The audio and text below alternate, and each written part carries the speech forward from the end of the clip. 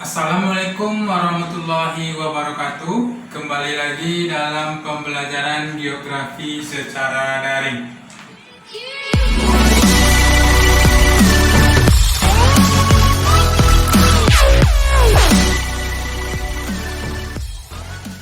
Pada pertemuan sebelumnya, kita sudah membahas tentang konsep-konsep geografi, yang mana konsep-konsep geografi ini terdapat 10 konsep. Nah, pada video kali ini kita akan masuk pada materi selanjutnya, yaitu prinsip-prinsip geografi. Nah, prinsip geografi terbagi atas 4 prinsip.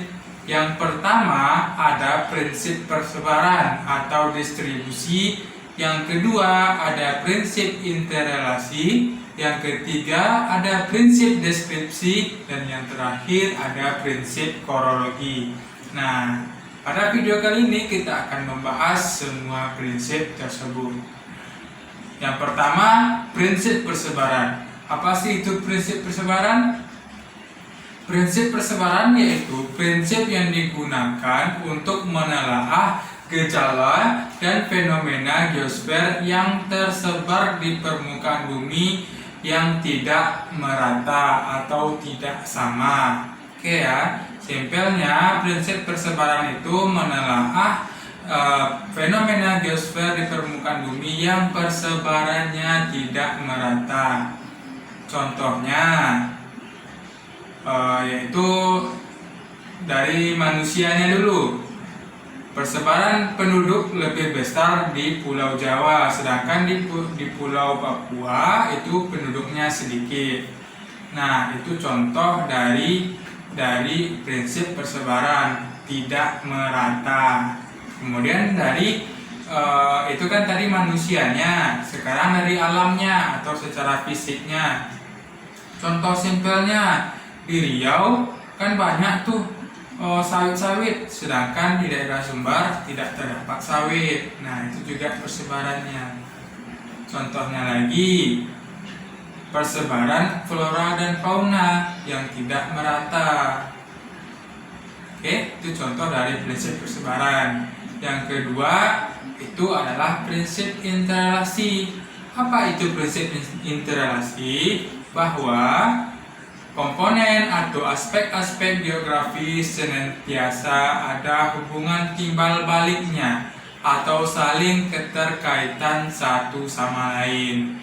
Nah, simpelnya prinsip interrelasi ini yaitu adanya hubungan timbal balik. Nah, udah itu aja, ada hubungan timbal balik antara satu sama lain. Yaitu apa? Antara aspek fisik dengan aspek fisik, aspek sosial dengan aspek sosial, maupun dengan aspek fisik dan aspek sosial. Itu ada hubungan timbal baliknya. Nah, contoh dari prinsip interrelasi ini ketika terjadinya banjir. Terjadinya banjir itu contohnya disebabkan oleh penebangan hutan secara liar atau pembukaan lahan. Dari area hutan diubah menjadi area pertanian atau area pemukiman. Nah, itu contoh dari prinsip interrelasi, adanya hubungan timbal balik. Oke, simpelnya itu. Kemudian yang ketiga yaitu prinsip deskripsi. Prinsip deskripsi, mendengar kata deskripsi, mungkin kalian udah tergambar tuh. Deskripsi adalah uraian dan gambaran. Artinya ya, deskripsi adalah uraian dan gambaran setiap kajian tentang berbagai gejala geosfer. Oke, gambaran berbagai gejala geosfer.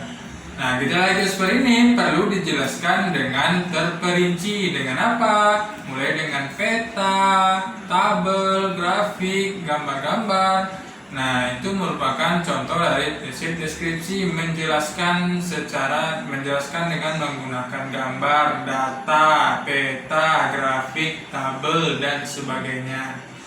Contohnya yaitu peta atau grafik tentang lempeng tektonik yang ada di Indonesia atau di wilayah Indonesia. Atau contohnya peta atau grafik lempeng tektonik di dunia. Kemudian contohnya lagi yaitu persebaran curah hujan dengan menampilkan peta, kemudian grafik, tabel, dan sebagainya.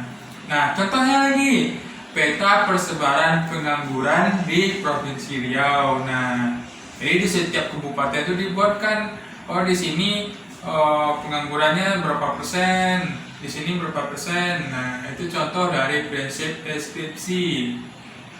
Nah, terakhir yang keempat, prinsip korologi. Prinsip korologi merupakan gabungan atau perpaduan dari ketiga prinsip di atas. Oke, simpel kan? Prinsip persebaran yaitu persebaran fenomena tidak merata. Kalau prinsip interrelasi itu sebab, akibat, atau timbal balik.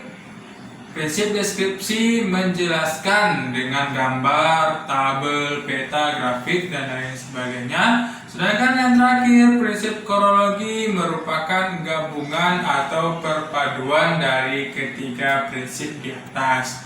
Nah, dalam prinsip ini, gejala dan permasalahan geografi dianalisis persebarannya, kemudian interaksi dan interrelasinya. Nah, contoh, ini Bapak berikan contoh, yaitu longsor. Kan di zona selatan Jawa Barat itu sering terjadi longsor. Nah, longsor di zona selatan Jawa Barat tersebut karena morfologinya berbukit-bukit. Nah, selain itu, akibat terjadinya longsor itu karena adanya aktivitas manusia. Aktivitas manusianya yang bagaimana? Yang seperti menebang pohon secara liar, kemudian adanya alih fungsi lahan, dan lain sebagainya. Nah, demikianlah pembelajaran kita pada video kali ini. Semoga Anda semua dapat memahaminya. Nah, jika ada yang tidak paham atau yang mau ditanyakan, silakan tulis di kolom komentar pertanyaannya. Oke, sekian dari Bapak. Wassalamualaikum warahmatullahi wabarakatuh.